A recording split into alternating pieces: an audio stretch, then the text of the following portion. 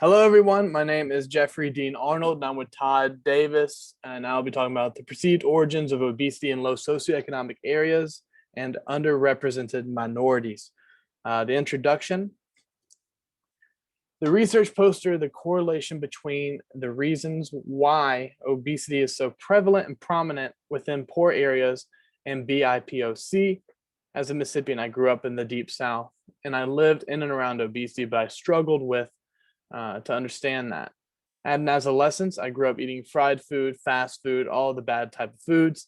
And my family cooks soul food, which is just consists of unhealthy dishes and what we eat. It wasn't until I went to college and I decided to eat healthier and see what the good food would do to impact my weight loss.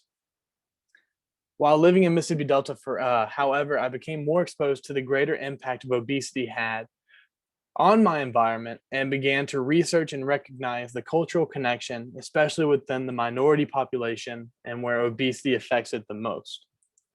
Research suggests two things: a strong coordination between the low socioeconomic status and obesity.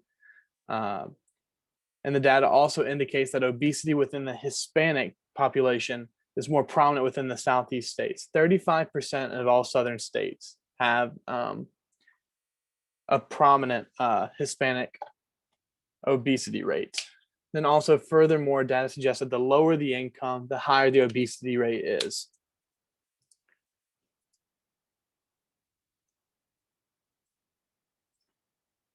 So we're going to look at three graphs real quick. It also the ones that I made. 34 states out of all the states in the United States have obesity prevalence of Black adults, and 57% of children will be obese by the age of 35 if nothing is done to the next 10 to 15 years.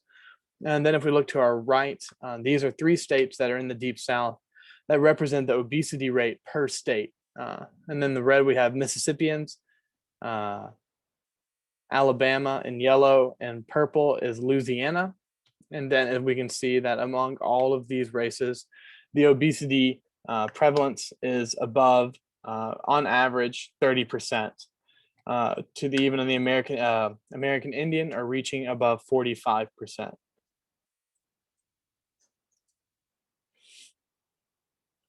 And then also, if we're going to look into our methodology, it shows some research that we looked into to really put some background into what we're talking about here.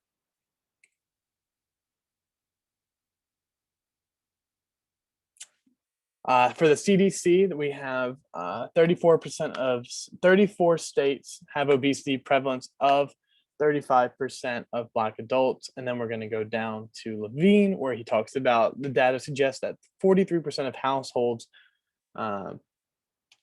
in the rural South with incomes below the poverty line are insecure of healthy food options.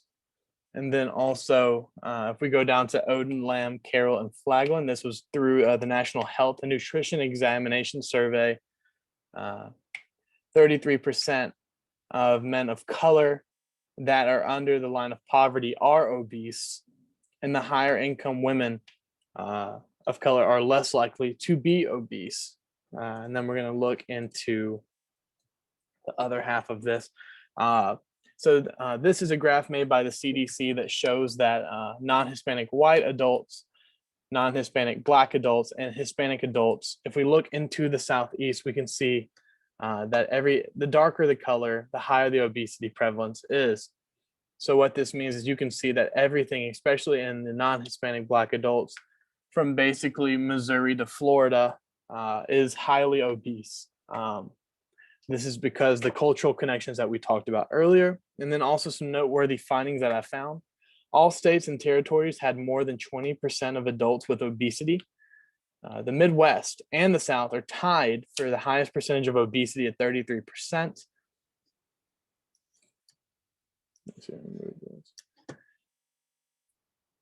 35% of or more adults had obesity in 12 states, and the states are listed below. Among women of color, obesity is prevalent and increases as income decreases.